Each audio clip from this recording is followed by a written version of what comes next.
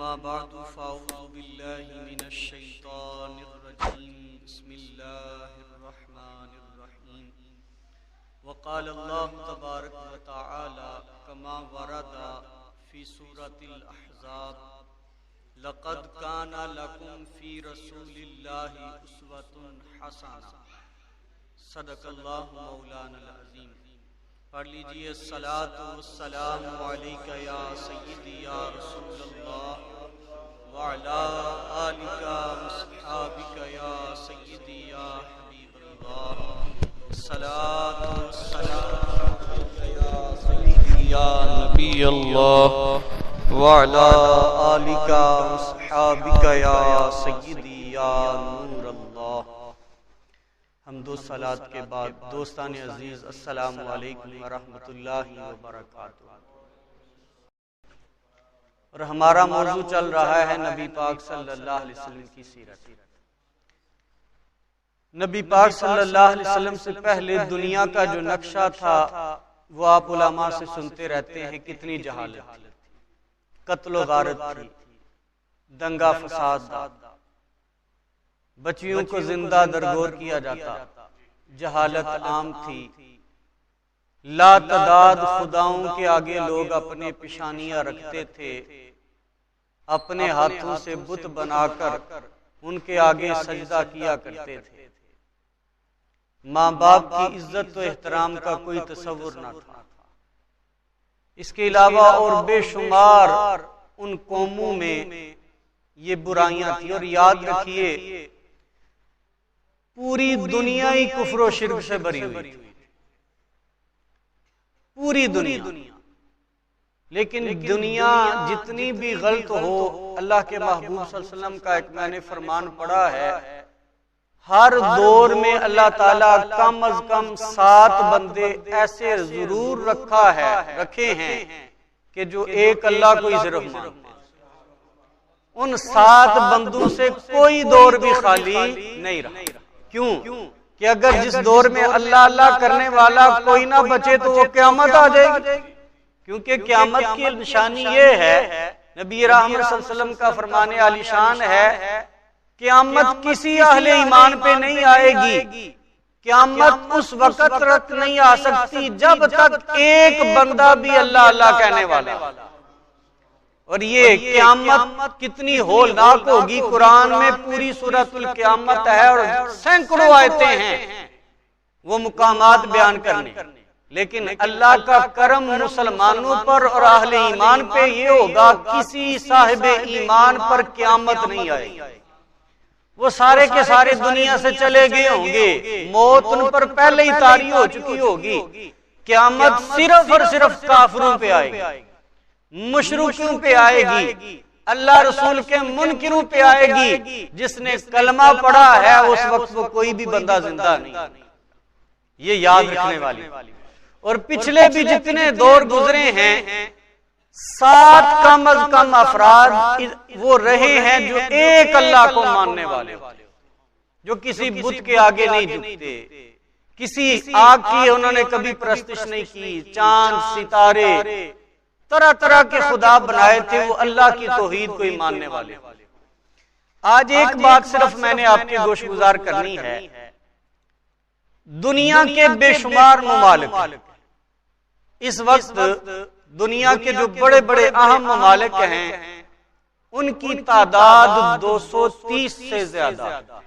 اس وقت موجودہ دنیا میں جو اس وقت ممالک ہیں، کنٹریز ہیں، اور جہاں حکومت کوئی باقاعدہ قائم ہے، جزیروں کی بات نہیں، جہاں کسی نے حکومت قائم کی ہے، وہ تقریباً جو ابھی تک میرے نالج میں 230 سے زیادہ مملکتیں، ریاستیں، اور اسلام سے پہلے بھی دور جاہلیت میں 7 بڑی بڑی ریاستیں، عراق تھا، ایران تھا، روم، یہ سپر پاورز تھے دو، پھر ہندوستان کا علاقہ تھا، مصر کا علاقہ تھا، یونان کا علاقہ تھا، اسی طرح جناب والا چائنا کا علاقہ تھا، فرانس کا علاقہ تھا، یہ وہ بڑے بڑے علاقے ہیں جہاں بڑی بڑی حکومتیں قائم تھیں، جہالت ہر جگہ عام تھی، ہر جگہ شرک ہو رہا تھا، ہر جگہ انسانیت کی تذلیل ہو رہی تھی، اور عرب میں اللہ نے اپنے محبوب صلی اللہ علیہ وسلم کو بھیجا۔ اور یہ بھی بات یاد رکھنے والی ہے، پچھلے ہر دور میں ہر نبی کسی نہ کسی علاقے، ملک، قریہ اور بستی کی طرف آیا، مخصوص علاقے۔ ایک ایک وقت میں کئی نبی بھی ہوتے تھے، 70 نبی بھی ایک ایک وقت میں ہوئے، کوئی اس علاقے میں، کوئی اس علاقے میں، کوئی اس علاقے میں، کوئی ایک ملک کے لیے آیا، کوئی ایک قوم کے لیے آیا۔ اور یہ حضرت آدم علیہ السلام سے لے کر عیسیٰ علیہ السلام تک یہی طریقہ چلتا رہا، لیکن اللہ نے جو ہمیں نبی عطا کیا ہے وہ آخری نبی ہے، وہ آخری نبی ہیں۔ وہ کسی قوم، کسی قبیلے، کسی قریہ، کسی بستی، کسی شہر، کسی ملک کی طرف نہیں بھیجے گے، پھر کس کی طرف بھیجے گے؟ جہاں تک رب، جس چیز کا رب ہے، اللہ نے اس چیز کے لیے اپنے نبی کو نبی اور رسول بنا کر بھیجا۔ اور پھر اور دوسری بات، ہر نبی کا زمانہ نبوت محدود تھا، جس نبی کی وفات ہوئی ان کا دور نبوت ختم ہو گیا، اس کے بعد نیا نبی، اس کے بعد نیا نبی، لیکن حضور علیہ السلام آپ آخری نبی ہیں، اور آج بھی حضوری نبی ہیں، آج بھی نبوت مصطفیٰ صلی اللہ علیہ وسلم کی ہے، اور قیامت تک اور ہر قوم کے لیے حضور علیہ السلام ہی نبی۔ اس لیے حضور علیہ السلام کی نبوت جہاں تک رب کی ربوبیت ہے، حضور کی رسالت اور نبوت ہے۔ ہر قوم کا جس طرح رب ہے، ہر قوم کے حضور رسول ہے، کوئی مانے یا نہ مانے، ہر ایک حضور کی امت ہے۔ یار رکھیے، امت کی دو قسمیں ہیں۔ کتنی قسمیں ہیں جی؟ دو۔ ادب سے بیٹھے، آگے ہو کے طریقے سے، بڑے ادب احترام سے بیٹھے، کیونکہ نبی پاک صلی اللہ علیہ وسلم کا ذکر سننے کا بھی ادب ہے۔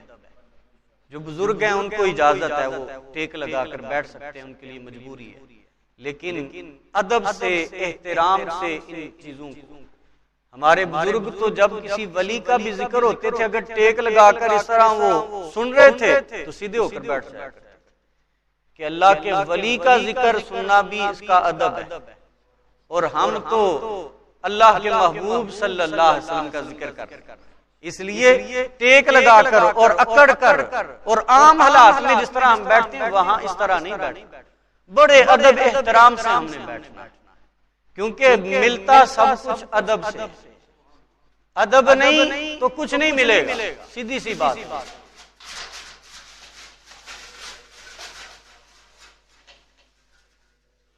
چلو بھائی پڑھے درود پاک، الصلاۃ والسلام علیک یا سیدی یا رسول اللہ وعلی آلک وصحابک یا سیدی یا حبیب اللہ، الصلاۃ والسلام علیک یا سیدی یا نبی اللہ۔ اچھا، پھر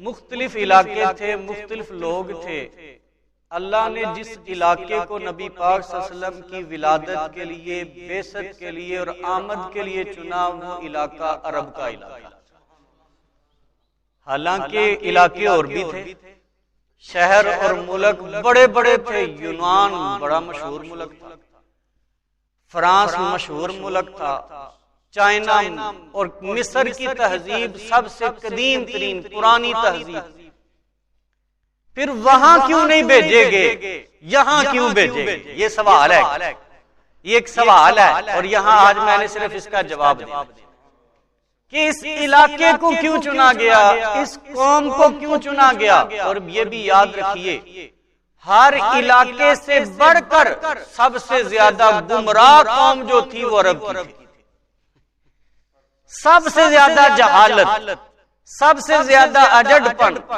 سب سے زیادہ درندگی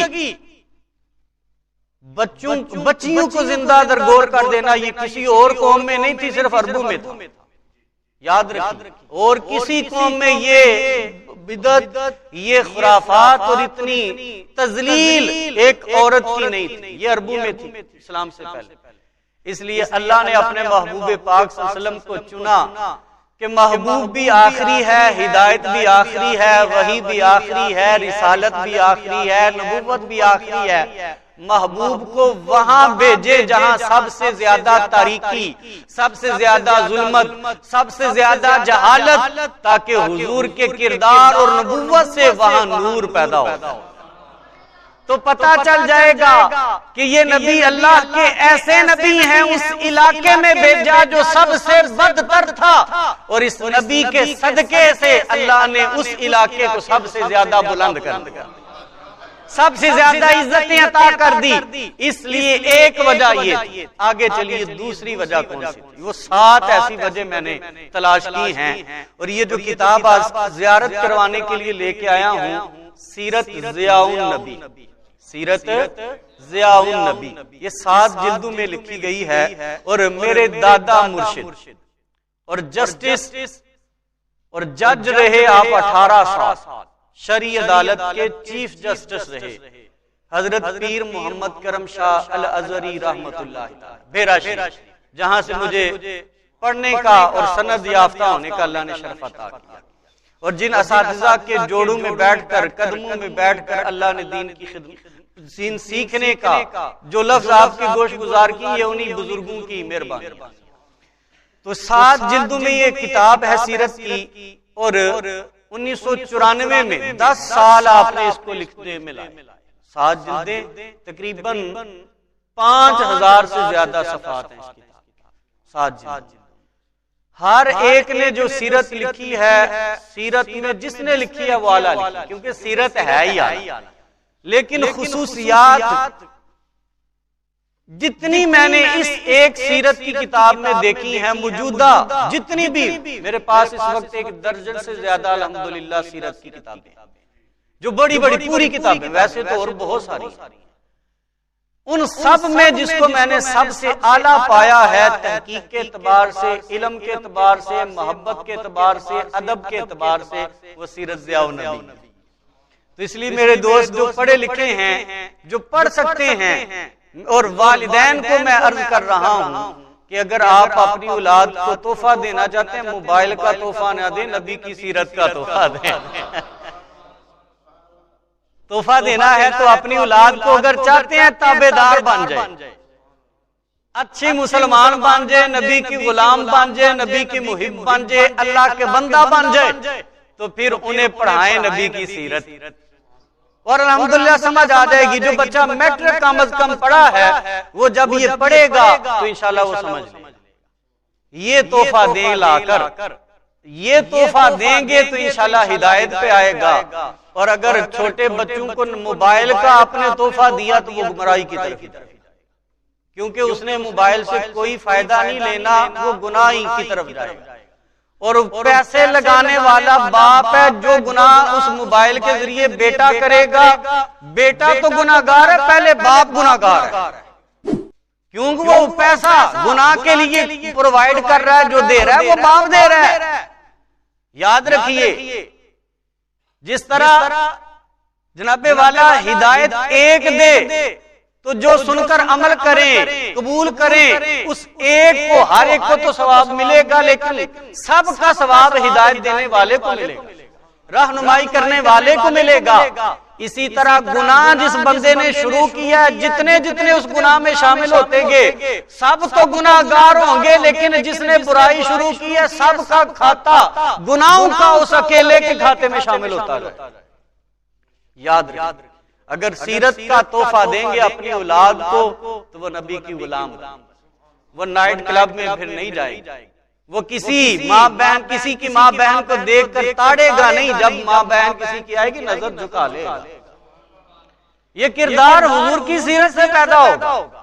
تو میں اپنے دوستوں سے یہی عرض کروں گا، اپنی اولاد کو اگر آپ تحفہ دینا چاہتے ہیں سیرت ضیاء النبی کا، یا کوئی بھی سیرت کی کتاب، ایک جلد میں بھی ڈاکٹر طاہر القادری صاحب کی اس دور میں سب سے بڑی سیرت کی کتاب ہے سیرت الرسول، وہ 14 جلدوں کی، وہ بھی الحمدللہ میرے پاس ہے۔ اس کی اپنی خوبیاں ہیں، اس کا اپنا مقام ہے، ہر سیرت کی کتاب کا اپنا مقام، لیکن جتنی خوبیاں میں نے اس کتاب میں دیکھی ہیں الحمدللہ میں نے کسی میں نہیں دیکھی۔ تو اس لیے جو سب سے اعلیٰ ہے، حضور کی سیرت بھی سب سے اعلیٰ، اور جس نے سب سے اعلیٰ انداز سے لکھی ہے پھر اسی کو ہم پیش کرتے ہیں، ٹھیک ہے۔ اور پہلا انعام ملا تھا قبلہ پیر کرم شاہ صاحب الازہری رحمۃ اللہ علیہ کو حکومت پاکستان کی طرف سے، حکومت کی طرف سے 25,000 کا انعام دیا گیا تھا بطور تحفہ، اور یہ لکھا ہوا ہے شروع میں پہلی اس کتاب کا، اگر پہلا ہی ٹائٹل آپ پڑھیں تو سند ہے حکومت کی طرف سے، سند امتیاز حکومت پاکستان وزارت مذہبی امور اسلام آباد کی طرف سے، میں پڑھ دیتا ہوں حکومت کی طرف سے کیا دیا گیا۔ 1994 کی بات ہے، 12 ربیع الاول کو جو سیرت کی انٹرنیشنل عالمی کانفرنس ہوتی ہے اسلام آباد میں، وہاں یہ دیا گیا، نہایت مسرت سے تصدیق کی جاتی ہے کہ محترم پیر محمد کرم شاہ الازہری رحمۃ اللہ علیہ کی تالیف کردہ کتاب ضیاء النبی صلی اللہ علیہ وسلم، نام کیا ہے؟ ضیاء النبی کا معنی ہے نبی کی روشنی، سیرت کی روشنی، سیرت ہے روشنی، تو نام بازبان اردو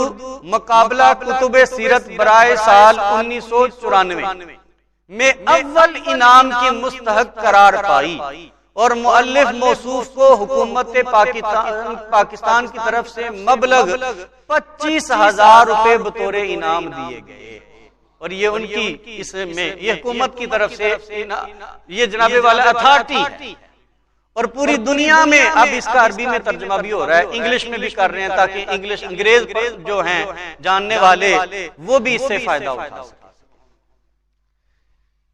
عربوں کو جو چنا گیا اس کے اندر اللہ تعالیٰ کی کچھ خصوصیات، اور وہ خصوصیات اس دور میں کسی اور قوم کے اندر نہیں تھی۔ چند ایک باتیں ہیں آپ کے گوش گزار کر، جتنی ذہین قوم عرب تھی کوئی قوم اتنی ذہین نہیں تھی، جتنی ذہانت عربوں میں تھی کسی اور قوم میں ذہانت نہیں تھی۔ پہلی وجہ ہے ان میں اللہ نے اپنے محبوب میں رسول بھیجا، آخری رسول کے لیے عرب کا علاقہ چنا، اور ان کی ذہانت اتنی اعلیٰ تھی کہ کوئی بھی ان کا مقابلہ نہیں کر سکتا۔ اس کا ایک واقعہ چھوٹا سا میں عرض کروں، قبلہ پیر صاحب نے پھر ان کے ذہانت کے چند ایک واقعات لکھے، ایک ہی واقعہ سن لیجیے۔ ایک دولت مند شخص جاہلیت کے دور میں سفر کر رہا تھا اپنے 2 غلاموں کے ساتھ، وہ دور غلاموں کا دور ہوتا تھا، انسانوں کو غلام بنایا کرتے تھے۔ اب پوری دنیا سے 1920 کے بعد غلامی کا دور ختم ہو گیا، 1920 سے پہلے غلام ہوتے تھے، اب کوئی حکومت، کوئی علاقہ، کوئی ملک کسی قانون کے مطابق بھی غلام نہیں رکھ سکتا، اور اس کا خاتمہ کرنے کی، غلامی کا خاتمہ کرنے کی ابتدا اسلام نے کی، ہمارے آقا صلی اللہ علیہ وسلم نے کی، ٹھیک ہے جی۔ اور اسلام کی برکت سے انسانوں کو، انسان جو غلام بنائے رہے، اسلام کی برکت سے اس لعنت کا خاتمہ کر دیا۔ کسی اور قوم نے نہیں خاتمہ کیا، اسلام نے خاتمہ کیا، اسلام کی برکت۔ ذہانت کی ذرا، وہ تاجر جو تھا امیر آدمی اپنے 2 غلاموں کے ساتھ سفر کر رہا تھا، چٹیل میدان تھے، پہاڑی علاقے تھے، وہ جو 2 غلام تھے انہوں نے آپس میں منصوبہ بنا لیا کہ اپنے آقا کو مار دیں، قتل کر دیں، اور جو دولت ہوگی جا کے قبضہ کر لیں گے۔ یہ پروگرام، یہ انہوں نے پلان تیار کیا۔ اب وہ بندہ بھی سمجھ گیا کہ یہ مجھے قتل کرنے لگے ہیں، تلواریں نکالی۔ وہ بندہ جو تھا وہ بڑا سمجھدار تھا، اس نے کہا اچھا تم نے مجھے قتل تو کر لینا، میری ایک آخری وصیت ہے، وصیت پہ ہی عمل کر لینا۔ جس طرح کسی کو مارا جاتا ہے، آج بھی یہ ہر دور، ہر قوم میں اور ہر حکومت میں ہے کہ جب بندے کو پھانسی ہوتی ہے اس سے پہلے اس کی آخری وصیت، آخری بات اس کو پوچھی جاتی ہے، بھئی کیا کی جانا؟ تو اس نے کہا پھر یہ کرو کہ میں 2 شعر لکھ کے دیتا ہوں، 2 مصرے، میری 2 بچیاں ہی ہیں، میرا بیٹا تو ہے کوئی نہیں، میرے لیے 2 شعر جا کے میری بچیوں کو سنا دے۔ چھوٹی چھوٹی بچی، 10-12 سال کی بچیاں، اس سے بڑی نہیں، بچیاں بھی چھوٹی۔ اب انہوں نے کر لیا ٹھیک ہے جی، آپس میں فیصلہ کیا کہ اس کو تو قتل کرتے ہیں، سیڈے لگاتے ہیں، اور ساتھ یہ دو شعر ہی ہیں انہوں نے سنے، اور شعر کون سے تھے یہ سن لیجئے، یہ شعر سنانے کے لیے میں کتاب لے کر آیا۔ من مبلغ ابنتی انا اباہما للہ درکما و در ابیکما، یہ شعر سنا دیا انہوں نے سنا، انہوں نے کہا کوئی اس میں ایسی بات نہیں ہے، ہم کسی کو شک بھی نہیں ہونا، شعر ہی ہے نا، جا کے بچیوں کو سنا دیں گے اور کہہ دیں گے تمہارا باپ رستے میں مر گیا، قتل کا تو وہ کہہ نہیں سکتے تھے۔ اب جناب والا اس کو آقا کو ان دونوں غلاموں نے قتل کیا، دو شعر جو آقا سے سنے تھے وہ یاد کر کے جب گھر آئے واویلا آ کر کیا اور بچیوں کو بلایا اور کہا کہ تمہارا باپ تو اس دنیا سے چلا گیا۔ چھوٹی بچی پہلے آئی، اس نے کہا میرے باپ نے کوئی وصیت تو نہیں کی، آخر وقت تم قریب تھے، کوئی وصیت تو نہیں کی؟ انہوں نے کہا ایک شعر ہی سنایا اور تو کچھ نہیں کیا، وصیت نہیں، یہی ہے بس۔ چھوٹی لڑکی تھی، بڑی ذہین، یہ بچوں کی ذہانت اتنی تھی، بڑوں کی کتنی ہوگی ذرا یہ واقعہ سنو۔ اس چھوٹی بچی نے اپنے بڑی بہن کو بلایا اور ساتھ کہا کہ یہ غلام آئے ہیں ہمارے اور یہ کہتے ہیں ہمارے والد تو اس دنیا سے چلے گئے ہیں، اور دو شعر ہی سنائے۔ اب جب بچی بڑی بھی آئی، شعر سنائے، اس بچی نے کیا کیا، اپنا دوپٹہ اتارا، تار تار کیا اور ساتھ رونا دھونا شروع کر دیا۔ وہ سمجھ گئی تھی میرے باپ کو انہوں نے قتل کر دیا، اور ساتھ ہی اس نے ارد گرد سب کو بلا لیا کہ یہ جو غلام ہیں انہوں نے یہی ہمارے باپ کے قاتل، یہ شعر سنانے والے یہی ہمارے باپ کے قاتل ہیں، پکڑ لیا گیا۔ اب ان بچیوں کو بڑے بزرگ جو تھے انہوں نے پوچھا تم کیسے جانتی ہو کہ یہ قاتل ہے، تمہارے پاس کیا دلیل ہے، وٹنس کیا ہے تمہارے پاس، دلیل اور شہادت اس کی کیا ہے، گواہی کیا ہے؟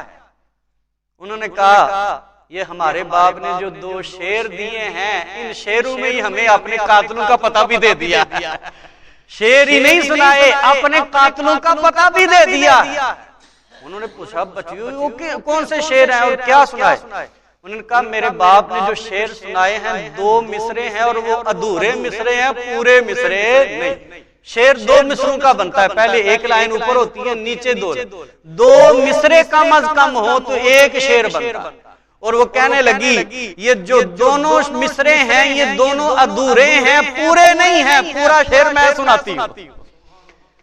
بچی نے پہلے شعر نہ سنے نہ باپ نے سنائے، خود ہی وہ اتنی ذہین تھی کہ بچی نے سمجھ لیا کہ ایک پہلا مصرع ہے، دوسرا مصرع اس کے ساتھ یہ ہے، اور اس میں ہی وہ راز چھپا ہوا ہے۔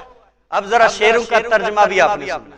پہلا شعر مَن مخبر ابنتی انا اباہما، باپ نے پہلا مصرع جو کہا تھا کون شخص ہے جو میری بچیوں کو اطلاع کر دے، اطلاع کر دے، بس آگے کوئی بات نہیں، آگے اطلاع کر دے، کس بات کی اطلاع کرے یہ کوئی ذکر نہیں۔ اس نے بچی نے کہا میرا باپ اگلا مصرع چھوڑ گیا تھا اور وہ مصرع یہ ہے امسا قتیلن بالفلاتی مجندلن، یہ تھا کہ یہ جو اور تمہارے باپ کو قتل کر دیا گیا، اطلاع یہ ہے قتل کر دیا گیا ہے اور اس کی لاش جنگل میں مٹی سے آلودہ پڑی ہوئی۔ یہ پہلا مصرع اور دوسرا مصرع بھی ملا دیا اور قتل کا بھی پتہ بتا دیا۔ اب جو دوسرا مصرع بتایا تھا للہ درکما و در ابیکما، پہلے مصرے کا ترجمہ یہ تھا اے بچیوں تم دونوں کی خوبیاں اور اچھائیاں اور تمہارے باپ کی اچھائیاں اللہ کے لیے، وہ اللہ کو ماننے والے تھے، اللہ کو ماننے والے تھے۔ اور اگلے ہی مصرے میں 7 قاتلوں کا پتہ بھی بتا دیا، ذرا سنیے۔ پہلے میں مصرے میں ساتھ دوسرے مصرے میں باپ کے قتل کی اطلاع دی اور قاتل کون ہے یہ بھی پتہ بتا دیا۔ حتی یبرح العبدان حتی یقتلا، یہ جو غلام آ کر اطلاع دے رہے ہیں ان کو چھوڑا نہ دیں، یہی تمہارے باپ کے قاتل ہیں۔ تو جو چھوٹی بچیاں جو تھی جن کو ادھورے مصرے دیے گئے نہ باپ کے قاتل کا پتا، لیکن وہ شیر کے مصرے سن کے جان گئی، سمجھ گئی یہ جو آ کر جھوٹی غلام داستان سنا رہے ہیں یہی اصل ہمارے باپ کے قاتل، اور پھر اس قصاص میں ان دونوں غلاموں کو قتل کر دیا۔ جب بچیوں کی اور چھوٹے بچوں کی ذہانت اتنی اعلیٰ ہے، ان کے بزرگوں کی ذہانت کا عالم کیا ہوگا؟ اس لیے اللہ تعالیٰ نے جس قوم کو اپنے محبوب کی آمد کے لیے چنا وہ ذہین قومی ہونی چاہیے۔ اور دوسری بات یہ بھی یاد رکھنے والی وہ یہ کہ قوت حافظہ یہ اللہ کی ایک بڑی نعمت ہے۔ قوت حافظہ، یاد کرنے کی قوت، یہ جو قوت ہے یہ اللہ کی بڑی نعمت ہے، اور اس دور کے پورے زمانے میں اللہ نے یہ نعمت سب سے بڑھ کر جس قوم کو عطا کی تھی وہ عرب قوم تھی۔ یہ دوسری وجہ، اور کتنی ذہین قوم تھی، کتنا حافظہ ان کے اندر تھا۔ آج تو اگر ہم سے کوئی پوچھے نا بھئی تمہارے باپ کا نام ہے، باپ کا نام بتائیں گے، کوئی پوچھے دادا کا نام ہے، دادا کا بتائیں، پر دادے دا پوچھ لے تو سانو نہیں آئے گا۔ شاید ہی ہم میں سے کوئی بتا دے بھئی تواڈے پر دادے دا نا کی ہے، چر دادے دا، لکڑ دادے دا، 5-7 پشتاں سانو زیادہ تو زیادہ دا سکانگے، 3 تو 4 دا سکانگے، کوئی شاید سید زادے نے جنہاں نو صرف اپنے نسب دا پتا، جڑے صحیح سید جڑے با چورا لینے انہاں دی گل نہیں، کیونکہ سیدہ دا ایک نسب ہے، اور ہر صحیح النسب سید کے پاس ایک شجرہ ہوتا ہے، ان کا سلسلہ نسب ہوتا ہے۔ بقیہ کسی سے پوچھ لیں آپ کو 34 پشتوں کے بعد اپنے باپ دادا کا نام نہیں۔ لیکن عرب اتنے حافظے والے قوم تھے، اپنے ہر ایک خاندان کو اپنے پورے شجرے کا پتا تھا، آدم علیہ السلام تک۔ ہمارا باپ کون ہے، ہمارا دادا کون ہے، اس کا باپ کون ہے، اس کا باپ کون ہے، اس کا باپ کون ہے، اس کا باپ کون ہے، خاندان کون ہے، قبیلہ کون ہے، قریہ کون ہے، کون کہاں سے چلا، وہ ہر ایک چیز خود بھی یاد رکھتے تھے، اپنے بچوں کو بھی یاد کراتے تھے۔ اور یہ ہمارے پرانے بزرگوں میں تھا، آج یہ کلچر ہی ختم ہو گیا۔ ہم نہ بچے بزرگوں کے پاس بیٹھتے ہیں، نہ پرانی کہانیاں سنتے ہیں۔ الحمدللہ ہمیں یہ سعادت حاصل ہے، 20 سال پہلے چلے جائیں تو یہ دور تھا، جب سے یہ 21ویں صدی آئی ہے جناب والا موبائل کی لت پڑی ہے تو جناب والا ایک دوسرے سے جدا ہو۔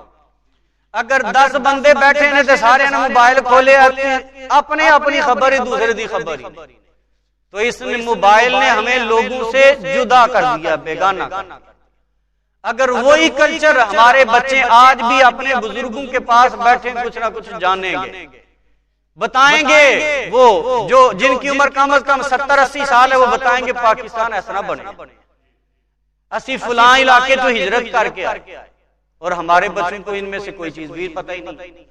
اور عرب کے لوگ اتنے اعلیٰ تھے کہ وہ اپنے گھوڑوں کا نسب نامہ بھی جانتے تھے، اور انہوں نے ہر چیز کے نام رکھے ہوتے تھے۔ ہم تو گھوڑوں کے نام نہیں رکھتے، گھوڑا ہی کہتے ہیں جی۔ یاد رکھیے وہ گھوڑوں کے باپ کا، دادا کا، پردادا کا جتنی نسل ہوتی تھی اور جہاں سے نسل چلی ہوتی تھی سارے نسب نامے گھوڑوں کے بھی جانتے تھے، بکریوں کے بھی جانتے تھے، اور اس کے علاوہ گدوں کے بھی جانتے تھے، اور جتنے جانور تھے ان کے بھی سارے نسب نامے انہوں نے نام یاد کیے ہوتے تھے۔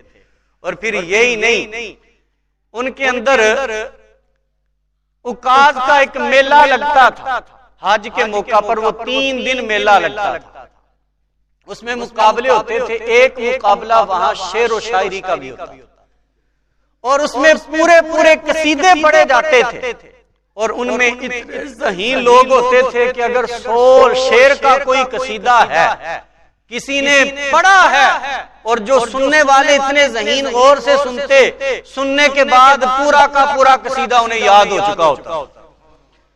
ہم ایک شعر یاد کریں جناب والا 5-10 مرتبہ جب تک دہرائیں نا، یا محترم احسان صاحب نعت پڑھتے ہیں ماشاءاللہ، اللہ نے انہیں اس کے ذریعے عزت دی ہے، انہیں آپ پوچھ سکتے ہیں شعر یاد کرنا مشکل کام ہے بڑا، شعر یاد کرنا اپنی زبان کے شعر ہیں، پنجابی کے شعر لگا لیں، اردو کے شعر، فارسی کے بڑے مشکل ہیں، اور عربی سب سے مشکل زبان ہے، فصیح و بلیغ زبان ہے، وسعت والی زبان، اس سے اعلیٰ زبان کائنات میں نہ ہے نہ قیامت تک ہوگا، کیونکہ اللہ نے اسی زبان میں اپنا قرآن نازل کیا۔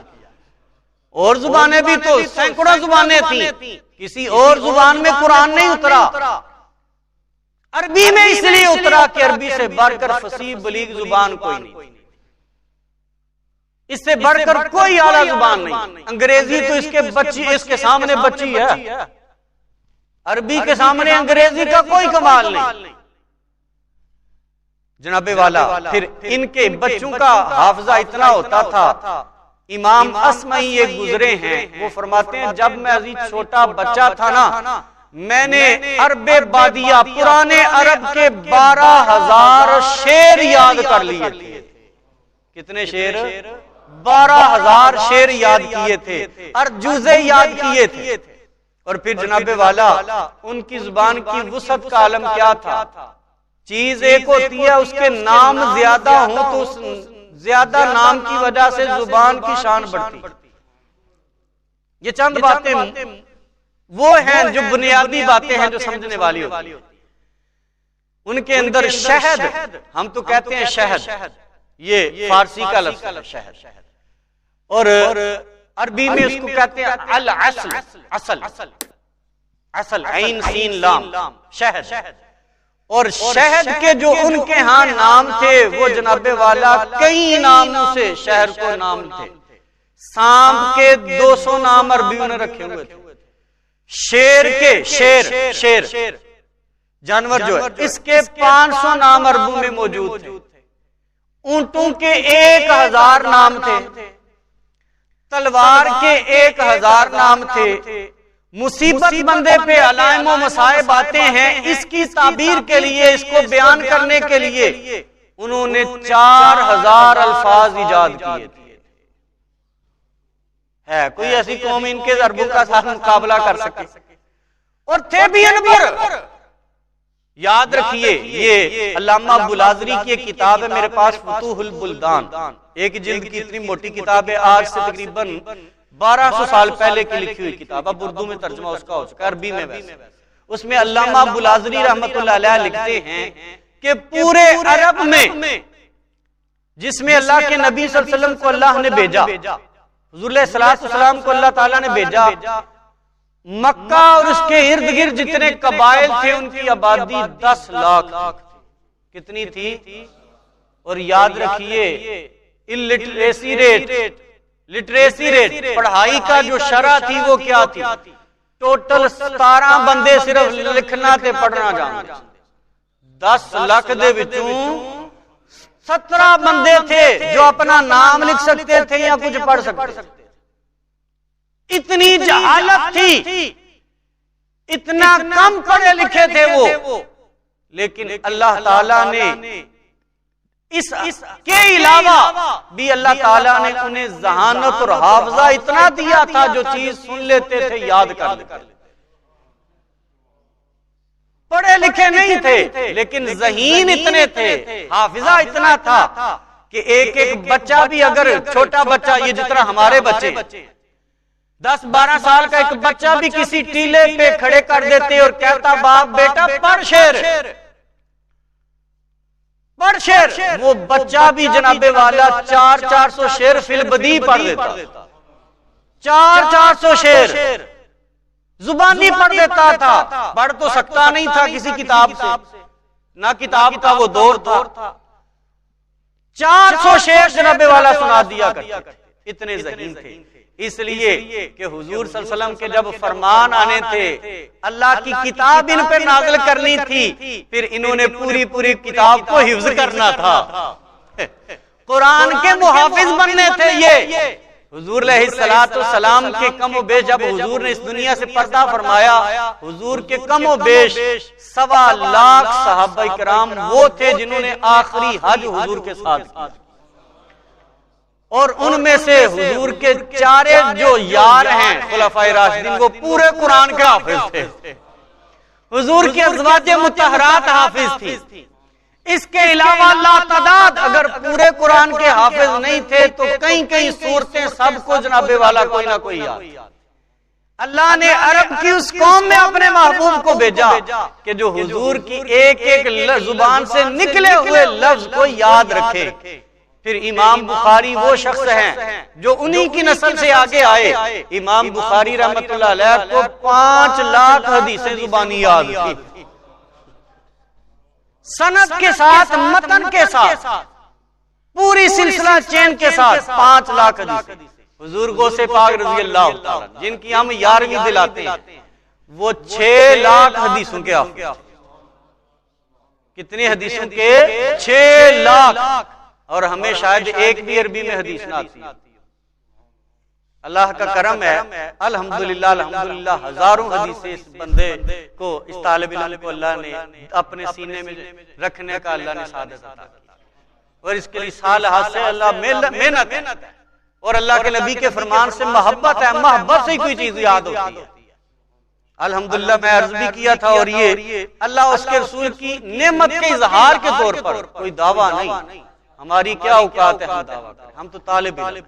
الحمدللہ آج تک جب سے اللہ نے اپنے دین پڑھنے کا موقع دیا ہے 50,000 احادیث سے بھی زیادہ احادیث کا مطالعہ کر چکا.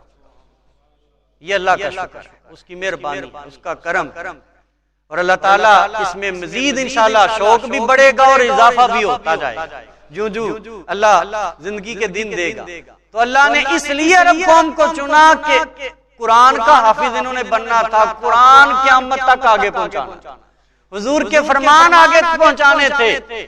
اگر کسی اور قوم میں ہوتے تو ان کے اندر تو ذہانت ہی نہیں تھی، وہ لیاقت ہی نہیں تھی، وہ کیپیبلٹی نہیں تھی، وہ ایبلٹی نہیں تھی، وہ ذہانت اور وہ قوت حافظہ ہی نہیں تھا. اور تیسری بات، وہ سخی بلا کے کنجوس نہیں تھے، رب سخی تھے. اللہ کو ان کی سخاوت پسند آئی تو عرب میں اللہ نے سب سے بڑا سخی اپنا محبوب بھیج دیا.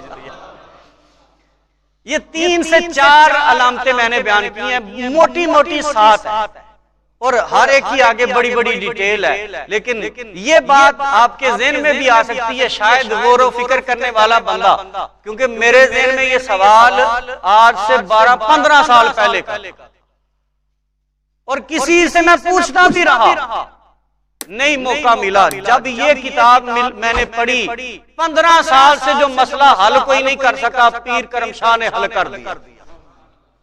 اس لیے میں چاہتا ہوں یہ کتاب آپ تحفہ بھی دے، آگے چلے سلسلہ. اور عاشق نبی کی کتاب ہے، جو پڑھے گا سینے میں نبی پاک صلی اللہ علیہ وسلم کا عشق پیدا ہوگا. اور جب محبت پیدا ہوگی، جس سے محبت ہوتی ہے اس کی ہر ادائی پسند آتی ہے، اور اس کی ہر ادائی اچھی لگتی ہے. جس طرح آج ہمارے نوجوانوں کو کئی کرکٹر پسند ہیں، وہ کرکٹر جس طرح بال بناتے ہیں ان سے وہ بال بنا رہے ہیں. کئی جو فلمیں ڈرامے دیکھتے ہیں وہ ان کی نقل کر رہے ہیں. کیوں؟ محبت آ گئی. اگر نبی پاک صلی اللہ علیہ وسلم کی محبت اور چاہت پیدا ہو جائے گی، پھر ہر ایک کو پیچھے کر دیں گے.